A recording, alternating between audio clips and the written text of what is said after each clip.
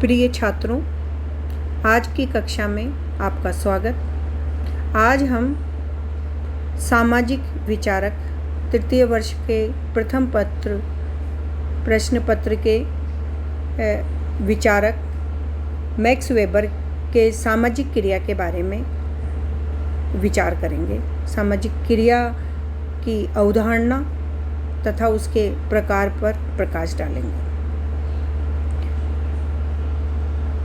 समाजशास्त्र के संस्थापक में जर्मनी के सामाजिक विचारक मैक्स वेबर का स्थान काफ़ी महत्वपूर्ण है। समाजशास्त्र के लिए वेबर के योगदान को स्पष्ट करते हुए रेमंड एरो ने लिखा है कि वेबर सभी समाजशास्त्रियों में सबसे अधिक महान है। मैं यहाँ तक कह सकता हूँ कि वह ही वास्तविक समाजशास्त्री हैं। मैक्स वेबर का संपूर्ण समाजशास्त्रीय चिंतन मूल रूप से उनके द्वारा प्रस्तुत सामाजिक क्रिया की अवधारणा पर आधारित है। आज हम मैक्स वेबर के सामाजिक क्रिया के सिद्धांत की चर्चा करेंगे। वेबर ने अपनी सप्रमुख सामाजिक रचना के अंतर्गत सामाजिक क्रिया की वैज्ञानिक अवधारणा प्रस्तुत की। समाजशास्त्र वह विज्ञान है जो कि सामाजिक क्रिया का व्याख्यात्मक बोध इस तरह करने का प्रयत्न करता है जिससे सामाजिक क्रिया के कार्य कारण संबंधों तथा इसके परिणामों को समझा जा सके। वेबर ने व्यक्तिगत क्रिया तथा सामाजिक क्रिया में एक स्पष्ट अंतर बताया है और ये अंतर हमें कुछ उदाहरणों के द्वारा स्पष्ट भी हो जाता है। मैक्स वेबर व्यक्तिगत क्रिया को व्यक्तिगत आवश्यकताओं की पूर्ति के लिए बताते हैं। उनका मानना है कि जब मनुष्य अपनी व्यक्तिगत आवश्यकता पूरी करने के लिए जो क्रिया करता है वह व्यक्तिगत क्रिया की श्रेणी में आती है। इसके अलावा उन्होंने सामाजिक क्रिया बताई है। सामाजिक जो संदर्भ में की जाए, सामाजिक क्रिया जो सामाजिक संदर्भ में हो की जाती है। सामाजिक क्रिया कोई भी मानवीय दृष्टिकोण अथवा कार्य जिसका संबंध कर्ताओं के अर्थपूर्ण व्यवहार से है, चाहे वह कार्य करने में असफलता को स्पष्ट करता हो या निष्क्रिय स्वीकृति को करता हो। मैक्स वेबर सामाजिक क्रिया के अर्थ को और अधिक स्पष्ट करने के लिए उनके कुछ तत्व, विशेषताएं और प्रकृति पर भी प्रकाश डालते हैं। उनका मानना है कि सामाजिक क्रिया का अगर हमें गहन अध्ययन करना है तो हमें उसकी प्रकृति को और विशेषताओं को समझना अति आवश्यक है। वेबर ने मानवीय व्यवहारों के बारे में गहन अध्ययन करते हुए ये बताया है कि मनुष्य हमेशा कोई न कोई क्रिया करता है और अपनी लक्ष्य को, आवश्यकताओं को, अपनी आवश्यकता की पूर्ति को पूरा करता है। परंतु उन्होंने सामाजिक क्रिया और व्यक्तिगत क्रियाओं को उनकी विशेषताओं के आधार पर इस प्रकार स्पष्ट किया है। उन्होंने ये बताया है कि अगर कोई क्रिया सामाजिक है, अगर हम उसको सामाजिक श्रेणी में रखते हैं तो उसमें यह लक्षण होना आवश्यक है। सबसे पहला कि सामाजिक क्रिया अर्थपूर्ण होती है। वेबर का मानना है कि क्रिया अथवा घटक के दो अर्थ हैं। सामाजिक क्रिया के दो महत्वपूर्ण तत्व हैं या दो उसके जो है पहलू हैं। पहला तो एक वह क्रिया होती है जो औसत अर्थ में होती है और दूसरी क्रिया जो विशुद्ध अर्थ में होती है।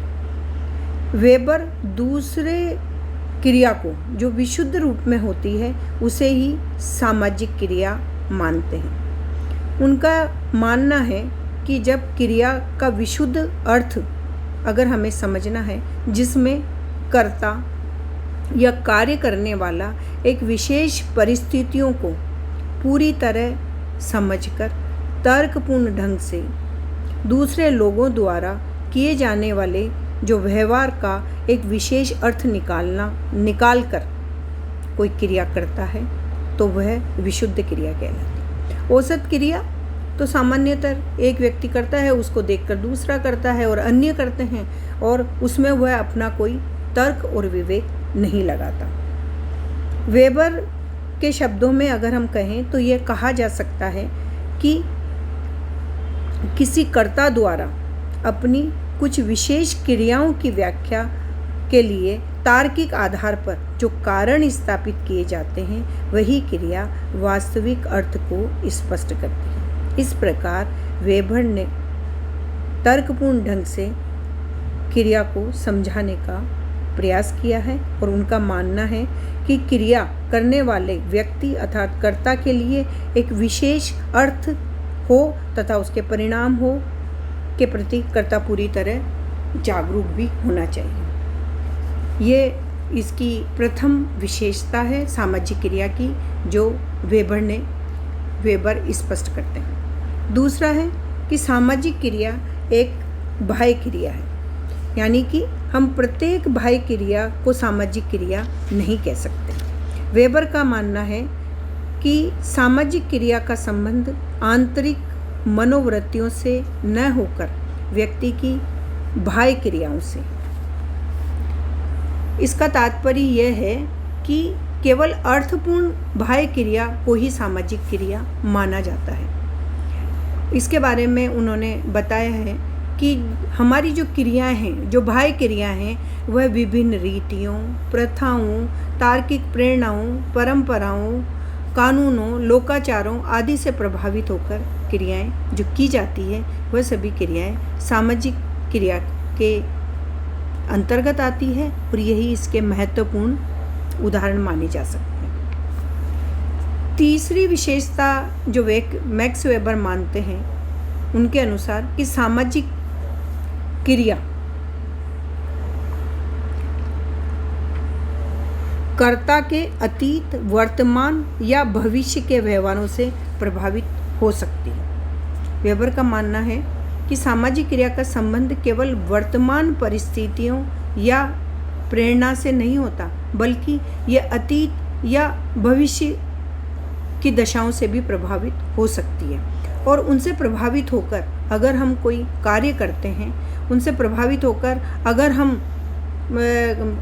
कोई क्रिया करते हैं या हम कोई क्रिया को परिणाम देते हैं, तो वह सामाजिक क्रिया की श्रेणी में आएगी, क्योंकि उस क्रिया को करने के पीछे या तो हमारी भविष्य की कोई घटना छिपी होगी या आगे का हमारी कोई योजना है जिससे प्रभावित होकर हम ये क्रिया कर रहे हैं। इस प्रकार हमारी जो क्रिया है जिसको हम सामाजिक श्रेणी में रखते हैं, तो कर्ता या तो अतीत से या वर्तमान से भी हो सकता है और भविष्य से भी उससे प्रभावित होकर करे, तभी वो सामाजिक क्रिया की श्रेणी में आती है।